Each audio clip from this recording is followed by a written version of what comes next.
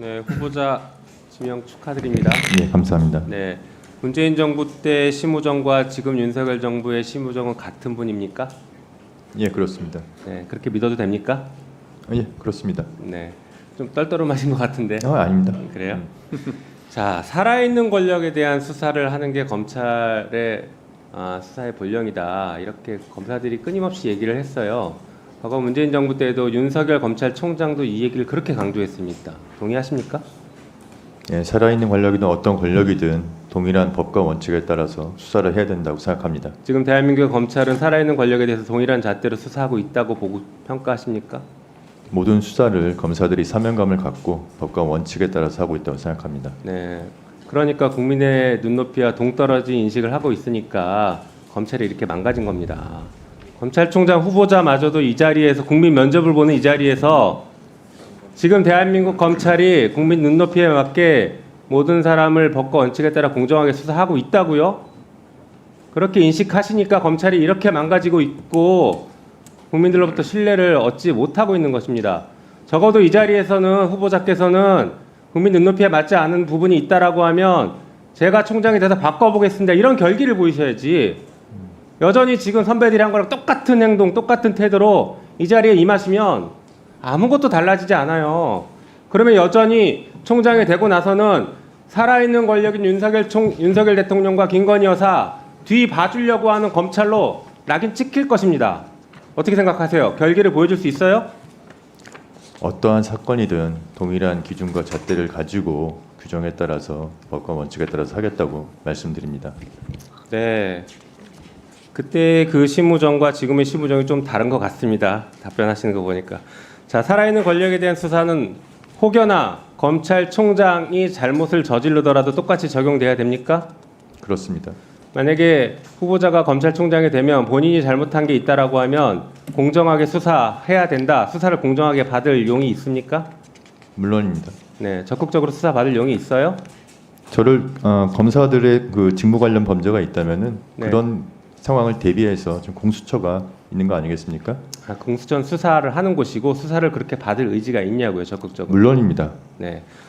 만약에 총장으로서 업무를 수행하다가 위법, 위헌적인 행동을 한다라고 하면 국회가 탄핵을 할 수 있는데 국회가 탄핵한다라고 하면 적극적으로 응할 것입니까? 잘못이 발견되면요. 잘못이 발견됐다는 그러니까 탄핵이라는 거는 이 정도도 답을 못 하십니까? 아닙니다. 됐습니다. 자, 특활비 얘기를 잠깐 해볼까요?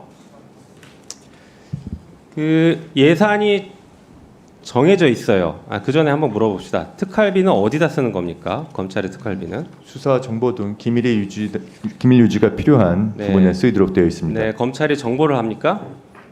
범죄 첩보는 수집할 수 있습니다. 무슨 근거로 할 수 있어요? 법에 그렇게 하게 돼 있어요? 수사를 위해서는 당연히 첩보 수집, 내사 단계가 전제가 되는 것입니다. 네, 그게 법에 돼 있냐고요. 법적 근거를 가져와 보십시오. 첩보 수집할 수 있는지, 그리고 거기에 특활비를 쓸 수 있는지 한번 근거를 대보세요. 자, 그 다음에 특활비 어디다 씁니까? 구체적으로. 구체적으로 지금 어느에 쓰자는 말씀인지 어느 분야에 어떻게 쓰냐는 말씀이신가요? 어떨 때 특활비 쓰는지 예를 하나만 들어보세요. 예를 들면은 이제 마약 수사 같은 경우에는 주로 다크웹에서 거래가 이루어지니까 네, 마약 수사 빼고 다른데. 보이스피싱이나 이런 부분에 있어서도 수사에 특활비가 필요한 부분이 있습니다.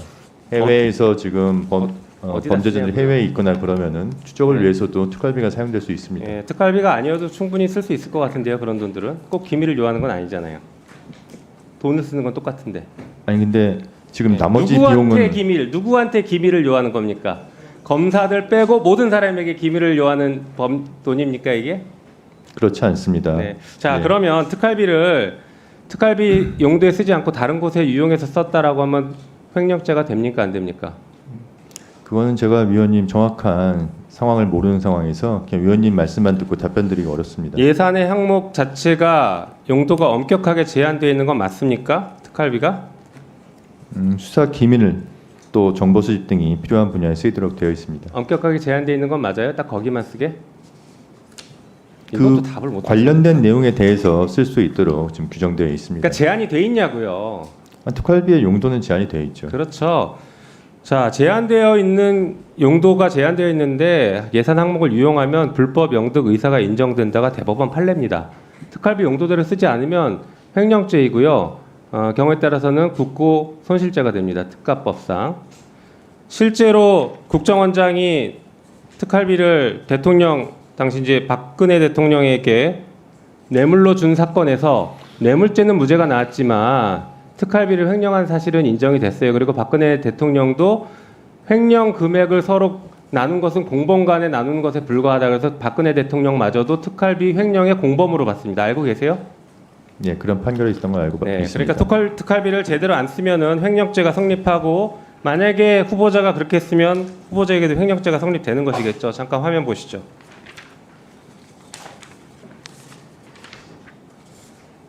여기 말고요. 앞에 보여주세요. 네. 이거 말고요. 네. 자, 보니까 동부지검장 시절에 1억 2,781만 원을 사용했어요. 2021년 9월 달에. 이때 보니까 그 추석을 앞둔 시점이고 이 무렵에 1,160만 원을 전액 현금으로 인출해서 17개의 돈 봉투에 담아서 누군가에게 줬다라고 되는데 이거 어디다 썼습니까?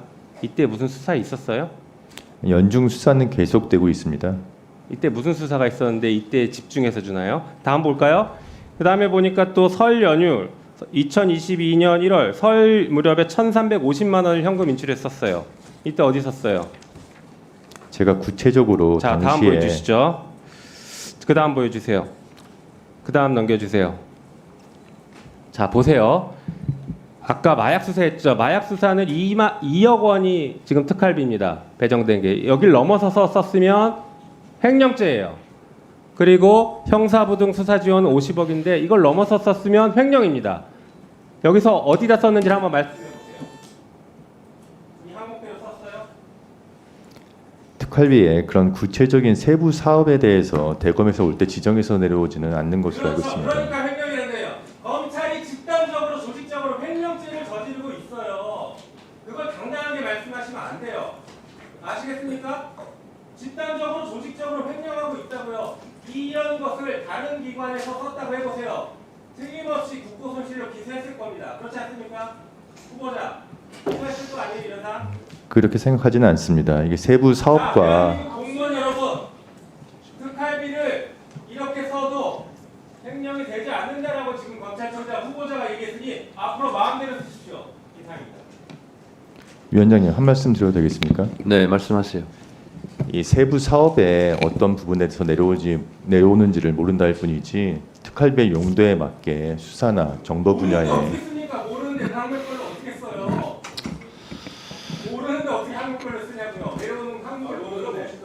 아니 대검에서 항목을 정해서 내려오면은 그 분야에 맞춰서 쓰면 되는 것이지 않습니까? 자, 후보자님